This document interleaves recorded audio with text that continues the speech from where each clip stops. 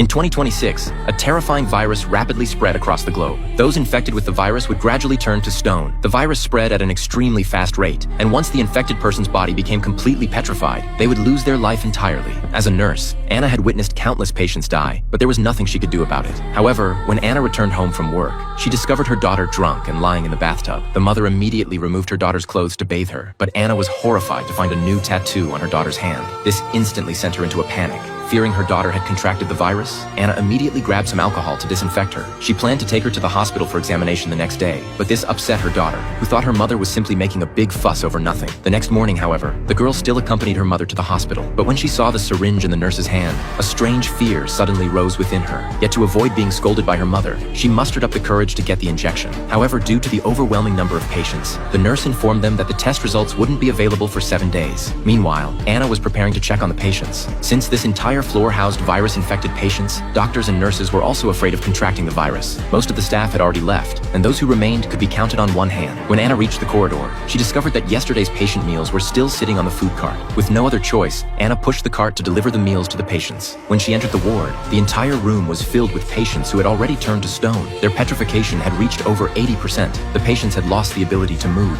What came from their mouths was no longer air, but powder. They could only sustain their lives through machines. Fortunately, this virus didn't spread through the air. Just as Anna was delivering food to the last patient, she discovered that the person had completely petrified and lost their life entirely. Anna felt deeply disheartened, but there was nothing she could do to treat them. She unplugged the equipment from the patient's body and covered them with a white sheet. At the same time, the girl had finished her examination and returned to school, but she felt an unbearable itching all over her body. Just as the girl kept scratching her arm, the teacher suddenly called on her to answer a question, but the girl hadn't noticed that the wound on her arm had split open. Blood dripped down her arm onto the desk. The classmates were terrified when they saw this. The teacher quickly told the girl to go to the infirmary to treat her wound. The classmates urged her to leave immediately, as if the girl had become a demon. Seeing this, her boyfriend immediately chased after her, but instead of going to the infirmary, the two hid in the bathroom and began kissing in secret. Little did they know, this act would lead to lifelong regret.